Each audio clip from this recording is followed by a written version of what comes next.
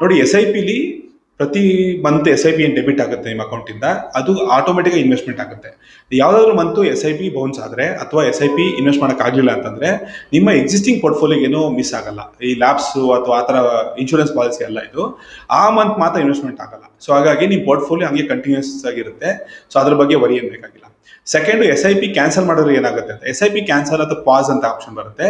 Cancel ಅಂದ್ರೆ complete S I P future S I Ps ಎಲ್ಲ stop ಆಗುತ್ತೆ. ನೀವೇನು ಇನ್ವೆಸ್ಟ್ಮೆಂಟ್ ಮಾಡಿದ್ರೋ ಇನ್ವೆಸ್ಟ್ಮೆಂಟ್ ಅಲ್ಲೇ ಕಂಟಿನ್ಯೂ ಆಗುತ್ತೆ ಆ ಫಂಡಲ್ಲೇ. ನೀವು ಬೇಕಾದ್ರೆ ವಿಡ್ರಾ ಮಾಡ್ಕೋಬಹುದು. ಎಸ್ ಐ ಪಿ ಪಾಸ್ ಅಂತಂದ್ರೆ ಒಂದು 2 ಅಥವಾ 3 ತಿಂಗಳು ನನಗೆ ಈಗ ಕ್ಯಾಶ್ ಫ್ಲೋ ಇಶ್ಯೂ ಇದೆ, ನನಗೆ ದುಡ್ಡು ಯೂಸ್ ಮಾಡೋಕ್ಕಾಗ್ತಿಲ್ಲ ಅನ್ನೋದ್ರೆ ನೀವು S I P pause option choose ಮಾಡ್ಬೋದು. ಇದರಿಂದ ನಿಮ್ಗೆ 2 ಅಥವಾ 3 ತಿಂಗಳ ತನಕ ನಿಮ್ಮ ಎಸ್ ಐ ಪಿ ಸ್ಟಾಪ್ ಆಗುತ್ತೆ. ಅದಾದ್ಮೇಲೆ ಮತ್ತೆ ನಿಮ್ಮ ಎಸ್ ಐ ಪಿ ಶುರುವಾಗುತ್ತೆ. ಸೊ ಈ 3 ವಿಧದಿಂದ ಕನ್ಫ್ಯೂಷನ್ ಆಗೋದು ಬೇಡ, ಭಯ ಬೀಳೋದು ಬೇಡ. ಎಸ್ ಐ ಪಿ ಬೌನ್ಸ್ ಆಗಲಿ ಅಥವಾ ಎಸ್ ಐ ಪಿ ಕ್ಯಾನ್ಸಲೇಷನ್ ಆಗಲಿ ಅಥವಾ ಎಸ್ ಐ ಪಿ ಪಾಸ್ ಮಾಡೋದು ಕೂಡ ನಿಮ್ಮ ಫಂಡ್ ವ್ಯಾಲ್ಯೂಗಾಗಲಿ ಅಥವಾ ನಿಮ್ಮ ಇನ್ವೆಸ್ಟ್ಮೆಂಟ್ ಇದಕ್ಕಾಗಲಿ ಏನು ಡಿಸ್ಟರ್ಬೆನ್ಸ್ ಆಗಲ್ಲ.